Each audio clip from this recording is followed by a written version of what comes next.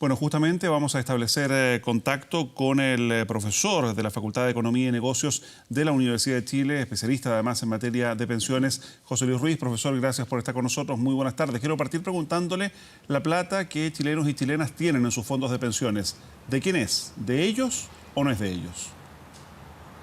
Lo que pasa es que acá la discusión está en jaque en este momento. Hay que tener presente que lo importante aquí que son recursos para seguridad social. Entonces, en este sentido, es importante cautelar esto. Por eso que el Estado hace este mecanismo de ahorro forzoso, porque las personas no tienen la capacidad previsora en el grueso de ella de poder generar recursos para su vejez.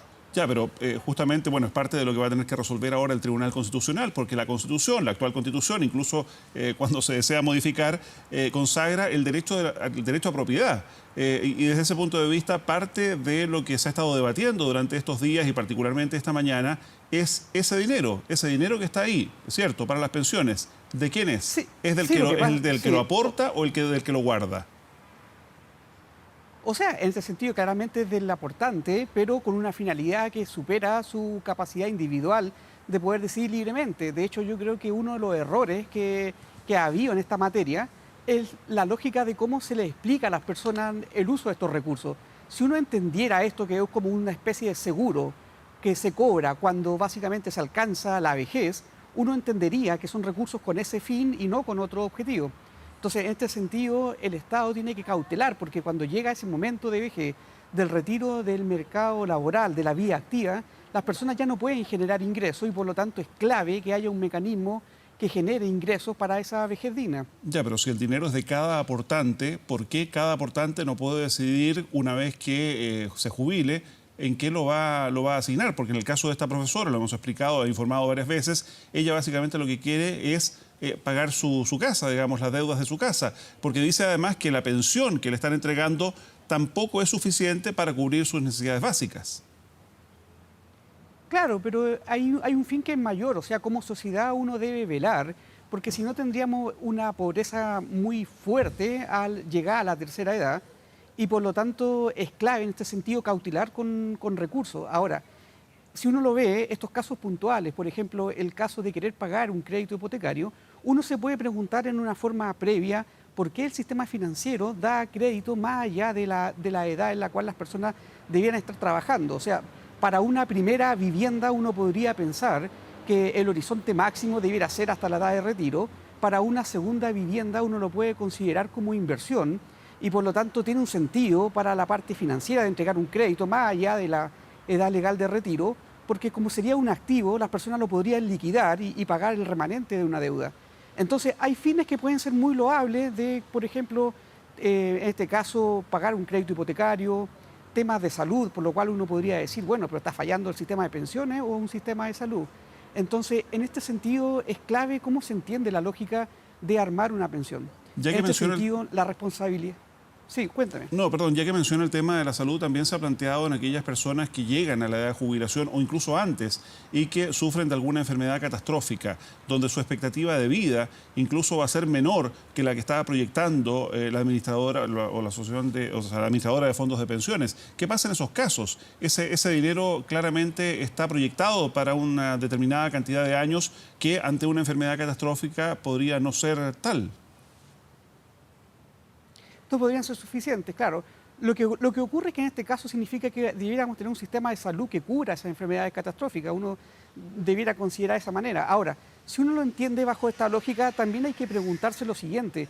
Cuando una persona fallece, genera pensiones de sobrevivencia. Entonces, el hecho de permitir sacar estos recursos podría generar un problema de cómo financiar también a los hijos que pueden quedar menor de edad o en condición de estudio o a la cónyuge. Entonces, la verdad es que hay muchas razones por las cuales las personas pudieran querer tener liquidez a estos recursos que han acumulado, pero hay un sentido más amplio que es la seguridad social que hay que cautelar.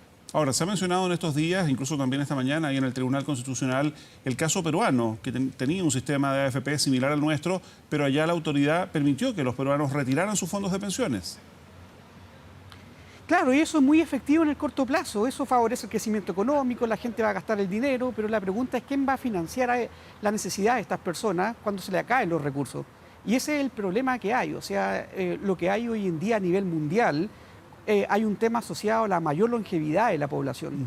Y en este sentido, entonces, es clave qué tipo de políticas públicas se hace para este tipo de necesidad que va a haber y que cada vez es creciente la demanda de recursos que se necesitan. Ya, y ante esa pregunta, ¿quién va a financiar las pensiones? Que ha sido además parte del reclamo de las manifestaciones de estos últimos 2 meses. La respuesta no debiera ser el Estado con los aportes, con los impuestos que paga el resto de los chilenos en edad activa.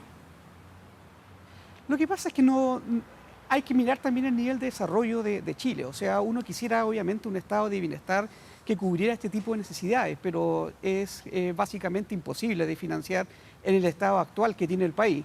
De hecho, con todo este estallido social, la agenda social está costando bastantes puntos de financiamiento y es por eso que el Estado va a tener que aumentar fuertemente, en este caso, los recursos hacia este cumplimiento de esta agenda y con ello el déficit presupuestario que tiene. Ya, pero hay otros países también donde los estados garantizan una pensión básica, una pensión mínima, y todo este ahorro personal tiende a aumentar la pensión o a disponer de estos recursos para los fines que cada cual estime pertinentes.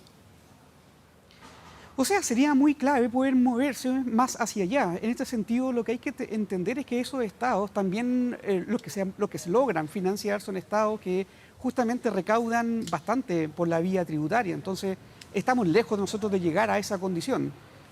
También hay países los cuales han liberado, como bien dijo usted, como Perú, pero básicamente ahí el compromiso a futuro es la parte compleja. O sea, hay que ser responsable. En este sentido, este sistema vino a cambiar un sistema que básicamente estaba generando un gran déficit presupuestario, pero que también era bastante injusto porque la gente que cotizaba por menos de 15 años recibía 0 de pensión. Ese sistema, por ejemplo, es el que actualmente rige en Colombia, o sea, hay un requisito de semanas laborales de contribución y por lo tanto, básicamente quienes no alcanzan ese requisito reciben 0 de pensión. Entonces, es difícil el cómo lograr el financiamiento y esto requiere recursos.